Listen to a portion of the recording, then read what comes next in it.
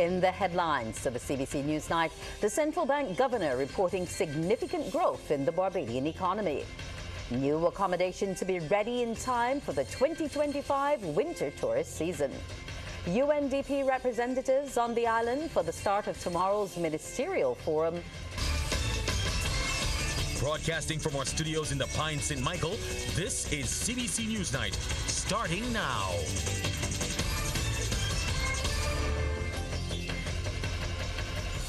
Good evening and welcome to the CBC NewsNight. I'm Wendy Burke with the details. Despite global economic uncertainties and the impacts of Hurricane Beryl, Barbados' economy grew by close to 4% for the first 9 months of this year.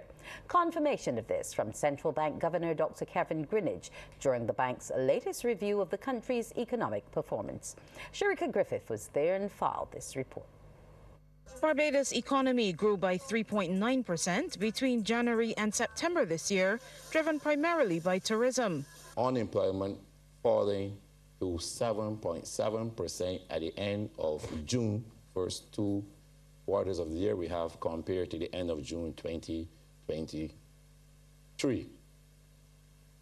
The solid economic performance also contributed to the fiscal operations, allowing government to record a fiscal surplus of $581.9 million on the primary account, which is roughly 4.4% of GDP. Over the period also, our reserve reached a record high for end September period at $3.2 billion. Central Bank Governor Dr. Kevin Greenidge says the increase in foreign reserves was driven primarily by net tourism receipts and taxes collected from the global business sector. Debt to GDP continued to fall, landing on 105.6% at the end of September. As mentioned, tourism remains a key driver of growth, with arrivals from key markets except the UK surpassing pre-COVID levels. Now, this strong performance, as I say, on average, eclipsed the pre-COVID 2017 to 2019 period by about 1.4%. It also stimulated demand and performance in the hotel sector. We look at the accommodation sector.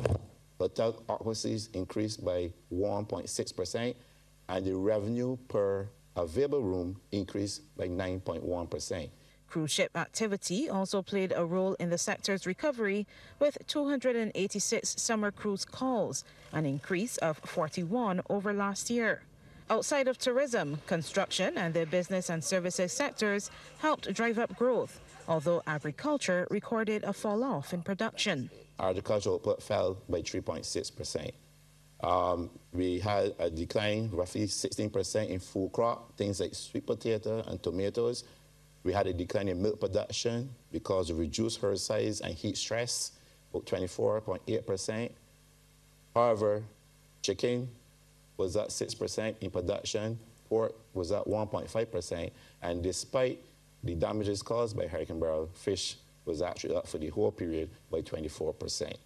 The labor market also showed signs of strengthening, with 2,100 new entrants, while unemployment claims dropped to 7,456, a 12.4% decrease compared to the pre-pandemic average.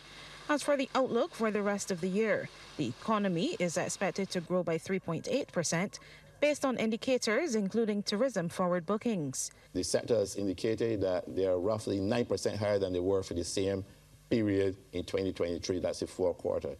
We also saw airlines' confidence improving with increased capacity to facilitate that sort of demand. On the cruise, we expect cruise to continue to recover, surpassing the total that we had for last year. We also already saw 41 cruise ships, and if that trend continues, that will also contribute to the increase in tourist arrivals. We see a number of investments going off the ground, and that we expect will maintain, and so we are fairly confident about the 3.8% growth. The central bank governor has, however, acknowledged geopolitical conflicts, natural disasters, and the impact of high airline prices on travel are all factors that could affect the forecast. Sharika Griffith, CBC News. A new multi-story condominium should be open in Barbados in time for the 2025 winter tourist season. It's Fort Carlisle Condominiums at Browns Beach, Bay Street, St. Michael. Trevor Thorpe was on the construction site today and filed this report. Engineer and acting project manager at Morjani Caribbean Limited, Jeffrey Estrella, says it will be a 10-story building and work is at an advanced stage. He said subcontractors are also assisting with the construction. We're actually on the schedule. We are looking to finish at on August 20, 2025. And right now, where we are right now is we are at level four, and then we're looking to cast in 2 weeks, so that we are doing one level per month, and then so we are on schedule. The acting project manager also says they have not been affected by supply chain issues with the project. We have about 70 people on site, consisting of Morjani as the main contractor, and we have few subcontractors as well doing the MAP, but most of the work is done by the main contractor, Morjani Caribbean Limited. The project is on schedule, and Mr. Estrella gave details. On the ground floor, we have 2-bedroom units, and it consists of gym, and then we have meeting rooms as well. And then from floors 2 to 8, we have 4 units, and then we have 2 penthouses on the level 10. So that's a total of 36 units in all. The condominiums are expected to be open in time for the winter season of 2025. Trevor Thorpe, CBC News. Minister of Youth, Sports and Community Empowerment Charles Griffith is calling on corporate Barbados to help sponsor national activities to commemorate the country's independence. Minister Griffith says there's always a need for additional sponsorship to go towards the hosting of events as he commends the Sectoral Life Inc. for sponsoring the lighting ceremony for the past 28 years. He made the appeal while accepting the sponsorship check for this year's Sectoral Life Inc. lighting ceremony from title sponsor Sectoral Life Inc. There's always a need for additional sponsorship. I think, like I said, Sectoral Inc., Life Inc. should be really commended for doing this for 28 years. I have asked from the time I came here that corporate Barbados get involved in these type of initiatives. I have seen the needle move in a small way, but not enough to impact in the way that I think we can impact our country. 58 years, national celebration. In speaking to Ms. Paris, I don't think that all of the roundabouts will be lit this year, and that is unfortunate.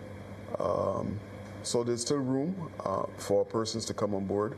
I mean, even as we start, I think the door is still open for sponsors to come on board. Assistant Vice President of Alternate and Digital Channels at Sectoral Life Inc., Carolyn Shepard, says Sectoral is pleased to continue sponsoring the national events. At Sectoral, we deeply believe in the transformative power of community. We're not just supporters of this celebration in name, we're also dedicated to making a tangible difference through our actions. As you may be aware, we just recently launched our community health screening program, Sectoral Cares, in partnership with the government and its various entities and departments. This effort will make a tangible difference to the health and well-being of the people of Barbados.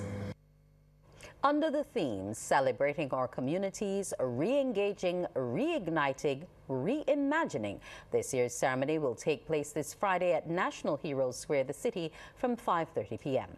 As Barbados honors United States Congresswoman Shirley Chisholm's 100th birthday, the Community Independence Secretariat has agreed to have the lighting ceremony extended to the Shirley Chisholm Primary School, Vauxhall Christchurch.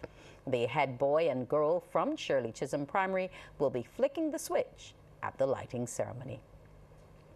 Top United Nations Development Programme officials arrived on the island yesterday ahead of the 16th Ministerial Forum on Development in Latin America and the Caribbean. UNDP's Administrator Akeem Steiner, Regional Director for Latin America and the Caribbean Michelle Mouchette, as well as other members of the UNDP contingent, are here to participate in the forum, which starts today and ends on November 1st. There was a meet and greet with Minister of Foreign Affairs and Foreign Trade Kerry Simmons in the Grace Adams Suite at the Grantley Adams International Airport. Mr. Steiner says he's pleased to be in Barbados, which has been sounding its voice on the global stage. We are very proud to be, as UNDP, a longtime partner and companion to the development of Barbados. For me, it's a particular pleasure to now return as head of UNDP. Many years ago, I had the pleasure of visiting Barbados as head of the United Nations Environment Programme. And I have to admit, it was already a time I fell in love with the island because so many interesting things were happening. Since then, you have become a voice on the global stage, and together I think we are seeing, in a world that is very ruptured and very divided at the moment, a very clear voice and clarion call coming from Barbados, from your Prime Minister, but also from the Caribbean as a whole and Latin America, on the world having to focus on not conflicts and confrontation, but finding ways to cooperate and to collaborate. The forum, which is a space to discuss opportunities to build resilience against future shocks, is expected to have over 150 participants, including more than 20 government delegations. Welcoming the UNDP's delegation and others to the island, Minister Simmons says Barbados is proud to help host the forum, which is being held at the Wyndham Grand Barbados Sam Lord's Castle. And the very important conference for Latin America and the Caribbean, which they're here to attend, is going to be speaking in large measure to the question of resilience on the part of small states and our capacity to make sure that that resilience reflects also not just the theory of the financial challenges that we face in the country and the need to adjust and adapt in the context of climate, but what it really means for the average human being, man and woman in the street, how this resonates in the classrooms for our children. Coming up, Barbadians urged to apply for the Chevening scholarship.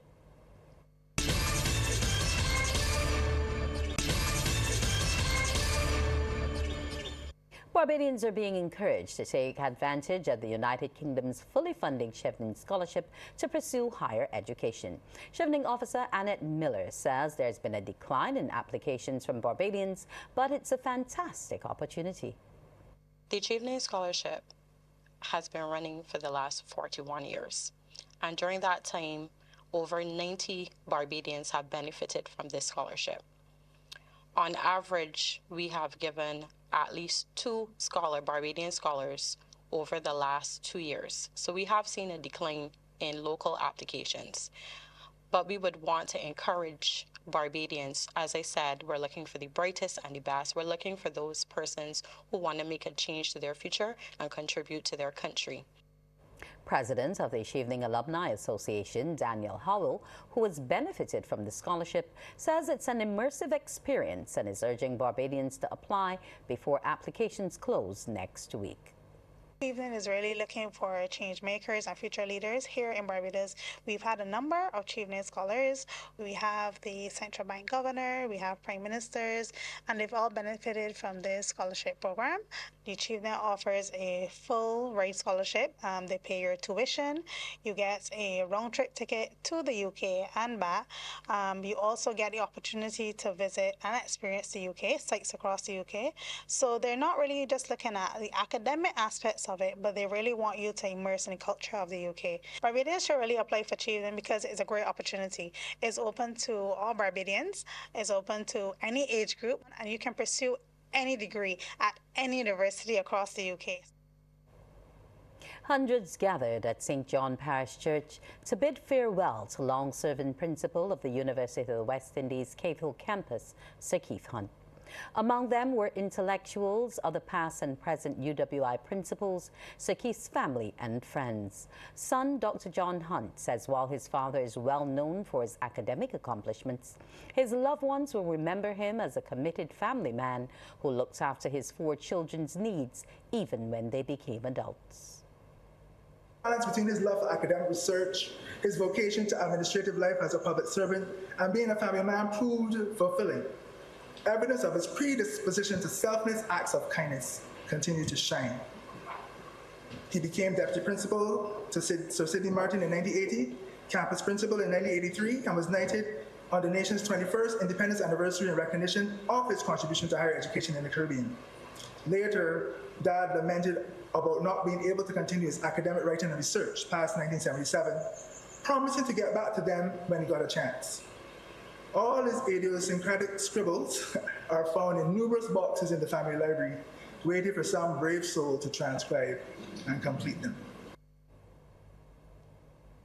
Delivering a tribute on behalf of the University of the West Indies, Vice-Chancellor Sir Hilary Beckles says Sir Keith will be remembered for his kindness, social warmth and decency. He says UWI has been a prime beneficiary of Sir Keith's professional values and leadership style. Throughout our academy, Keith was known for his boundless collegiality, simultaneously the core and the cornerstone of our university, which he loved dearly, and dedicated his entire adult life to its mission and its multiple mandates. Sir Keith, who served as principal from 1983 to 2002, died on October 3rd at the age of 87. He was buried at the St. John Parish Church.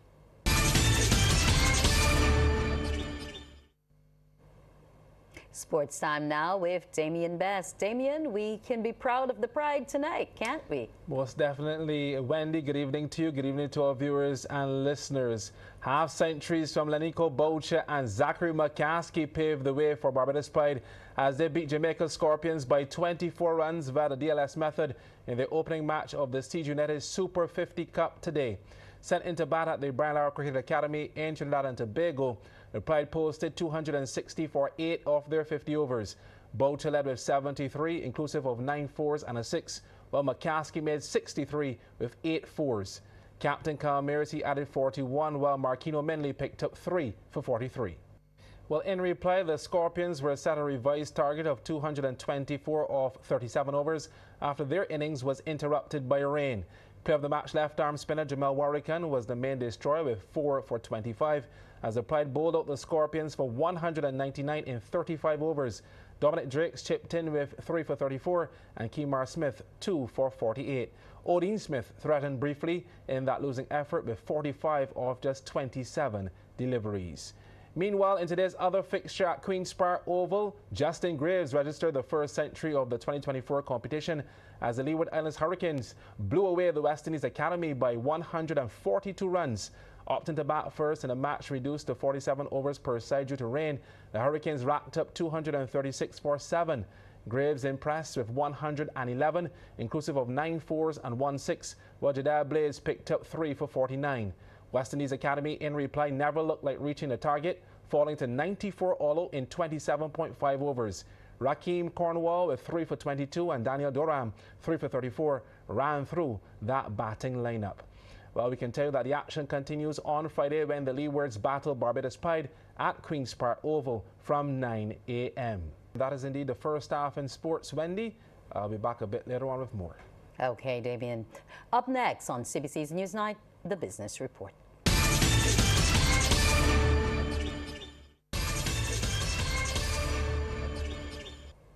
In tonight's business news, the fight to protect the name Barbados Rum is still on. That's according to one of the founding partners of the Barbados Rum Experience and director of the Foursquare Rum Distillery, Gail Seal. She was speaking on day 3 of the annual week-long education series for the teaching of the history and culture of rum and things rum-related at the Radisson Aquatica Resort. Trevor Thorpe was there. The company official said there's much more to the industry than meets the eye, and while delegates from around the world visited distilleries and bonds, as well as places of interest at the week-long exercise, protecting Barbados rum is also high on the minds of the officials. She said stakeholders are in unison in their efforts at protecting Barbados rum. We're still fighting a fight. There is definitely a big push forward to protect the two words Barbados rum, so that we keep that product here in Barbados. We don't have a lot of products that are still indigenous to Barbados, and rum being, I think, one of the biggest money earners of foreign exchange to the island, we need to protect the two words Barbados rum. And it's just basically keeping Barbados rum made in Barbados, using Barbadians, Barbadian water, all the things that make it special. Ms. Seal admitted that it is a tough fight, but the stakeholders are pushing forward with the efforts to protect the two words Barbados rum, which have a strong presence in the marketplace. We are not giving up the fight. We are pushing forward. Mount Gay, Foursquare, and St. Nicholas Abbey are doing everything they can to help push that forward to protect the two words Barbados rum for the island and for Barbados. Because we want our rum made here. We don't want our rum made in another country where it's made with something that's not from Barbados. So for us, it's all about making sure we protect those two words and keeping everything here on the island. And coming on the heels of the recent success of the Foursquare Rum Distillery in the International Wines and Spirits Competition in London, the company official said another rum from the Exceptional Cast series will be unveiled this week and gave details. The next release that is coming out is called Equidim, and we are hoping it's going to be released this week for the Barbados Rum Experience. The new spirit will be a limited edition from the Exceptional Cast series and will not be produced again. Trevor Thorpe for the Business Report. Group Chief Executive Officer of Chukka Adventure Caribbean, Mark Melville, says the new cruise investment expected for the Bridgetown port will motivate them to forward invest in Barbados. And he, with adjustments to the port made to the port, says they'll begin investing now rather than wait until the work is done. Mr. Melville was speaking during the announcement of a new business partnership between his company and Hunte's Gardens, which is expected to increase revenue and cruise tourism. Now that we know that there's possibly 2 more berths coming, and it's time frame in which it's coming, we won't wait till the berths are built to invest. We're going to invest now so that we're ready for those berths when they get here. And for sure, this place will have cruise tourism. And Mr. Melville adds his business is successful because they feed off of all channels, including locals, resorts, villas, and the cruise industry. You also have your digital platforms overseas, Expedias, Airbnbs, blah, blah, blah, all those different digital platforms. But it takes all of it. The independent Bayesian tour operators, small tour operators, independent taxi drivers who are now tour operators as well, and just regular taxis. We need everybody. And we're taking all of that marketing prowess, strategy, and strength, and we're going to be incorporating it into the machinery that we have at Harrison's Cave, and plugging this into it so that this location can benefit from all that momentum as well. Time now for a look at how the stocks traded locally and regionally today. In Jamaica, Sagicor Select Funds Limited Financial with 11,314,944 units was the volume leader, followed by Wigton Wind Farm Limited Ordinary Shares and Kingston Wharves Limited. In Trinidad and Tobago, NCB Financial Group Limited was the volume leader with 34,527 shares changing hands for a value of Trinidad and Tobago $74,233.05, followed by Massey Holdings Limited. And here in Barbados, Emerald Deposit Receipt was the volume leader, trading 610 shares at Barbados $20 each. They were followed by Goddard Enterprises Limited and the Cave Shepherd and Company Limited. And that's business. So we'll take a break and be back with the weather.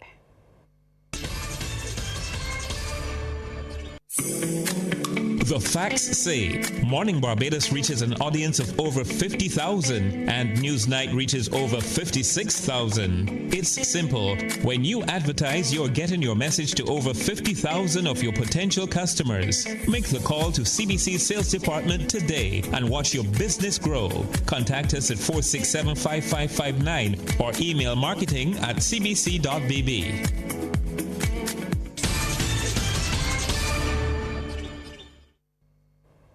Let's say goodnight to Carrie Ann O'Neill to find out what the weather will be like. Good evening to you, Wendy, and good evening, everyone. Now, even though the ridge pattern was our dominant feature, we experienced some localized afternoon showers. The winds across the region, they are light to moderate. They're peaking at 15 knots, and showers and thunderstorms prevailed across the Guianas. The maximum temperature today was 31 degrees Celsius, the minimum 26 degrees. At present, the temperature stands at 27 degrees Celsius.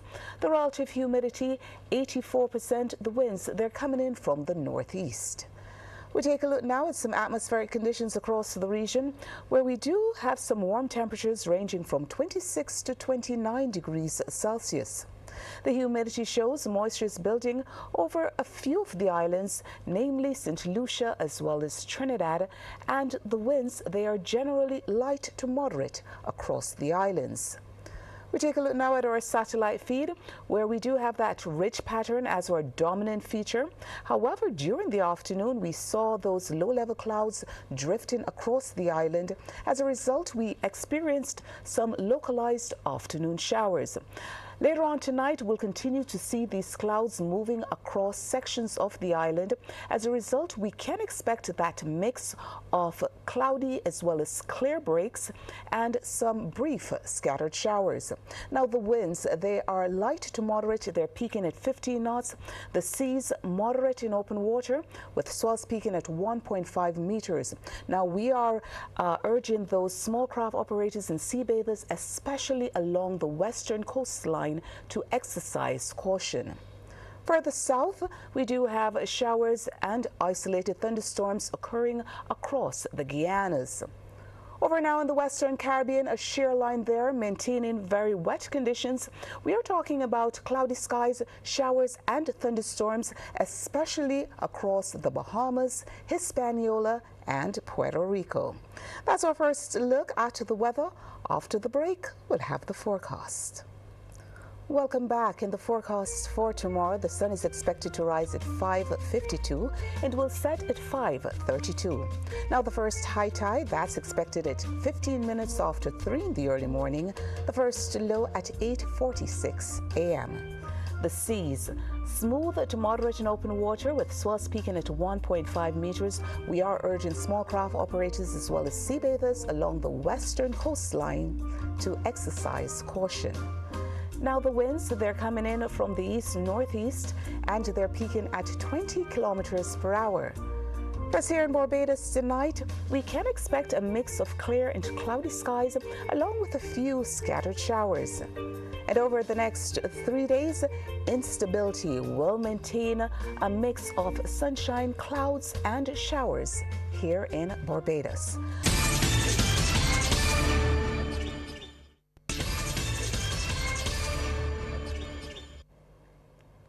And we say welcome back to Damian Best for the second half of sports. Yeah, thanks so much, Wendy. Some basketball news now. Pumas have joined Cougars as the second team to qualify for the semifinals of the Battle of the Cats out-of-season basketball competition. Last night at the Barbados Community College gym, Pumas dispatched Lions 74-62 to lead the standings on 10 points and assure themselves of a top 4 finish in the preliminaries. Meanwhile, Jaguars stayed in contention as they moved into third place on 8 points after outplaying Tigers 82-74. Tigers in the yellow up against Jaguars. Captain Devron Knight in the paint looking like Picasso. That all scores with 36 points. Tigers now with possession, if only briefly, but a good heads-up play by Trevor Simmons with the pick gives his team a second chance. Darion Hurley now shows his handles and accuracy, nothing but net. That's 3 of his 17 points, made 4 of 12 from long range. But the Jaguars would hold a slender advantage at the break. Stevenson Calendar, turnaround jumper, shot 60% from the field, finished with 12 points. Jaguars headed into the break up 44-39. Jeremy Gill, a boss in the trenches, to the hard way, 19 points in the till. Let's go second half, switch of ends. Lane opens up and Knight has to work doubly hard, but he gets the job done. The Jaguars would outscore the Tigers 24-15 in the third. Gill from way beyond the arc, Sugar. That was the right side, this is the left. Drilled as the Jaguars look to close out the contest. In the fourth quarter we go, it was a case of just maintaining that offense. Calendar top of the D, yes sir. Jaguars eventually closing out proceedings with an 82-74 victory over the Tigers. Second contest, Lions in orange taking on Pumas. Raheem Gibbons given time and space. Lethal had 11 points in the game. Pumas methodical, Darren Hurley, Sylvain, and given the green light to shoot, makes it look easy. Pumas sprinting away with the first quarter. Jamar Headley right down Broad Street off the backboard and in. In fact, the Lions would be licking their wounds by halftime, trailing 25-44. Primus Walren contributing 11 points. Their movement off the ball paying dividends. Deep two, no problem at all. Let's head to the third quarter now. Change of ends, quick passing. Headley, the finisher. Lions captain Rashid Maynard was leading by example as they struggle for offense. Crossover, step back jumper, team high 28 points. Maynard not afraid to attack the rim either. Slices to the D and gets the contact plus the bucket. 3-point play. But it was smooth sailing for the Pumas, who secured the W in the end. Derony with a game high 33 points in a 74-62 result. Well, time now for the play of the week from last week's games in the Prime Minister's Cup football competition. Maybe it's a top goal, or maybe a top save, or an assist for the Bucks. Let's play ball. Here's your Prime Minister's Cup play of the week. It was the goal that eliminated Pride of Gall Hill from the Prime Minister's Cup and kept Ellerton's hopes of winning the cash prize of $100,000 alive. The man with that goal is none other than their captain, Shaquille Bell. The tournament's leading goal scorer, Rashad Jules, was the architect, Anson Barrow the laborer, and Bell the mason. Together they built Ellerton's golden winner, and what a clinical strike it was. Congratulations to the boys from St. George. That was your play of the week, the outstanding moment from the latest action in the Prime Minister's Cup. Well, that is my time for sports tonight. Wendy, it's back over to you. Thank you so much, Damien. We'll return after the break. From the beautiful shores of the gem of the Caribbean, Barbados, home of the amazing Harrison's Cave, the tantalizing Oystins Bay Garden, our historic garrison, the indigenous road tennis, and the friendliest people in the world. We are 94.7 FM, the ultimate Bajan experience. Well, that's news. Thanks for viewing and do enjoy the rest of your evening.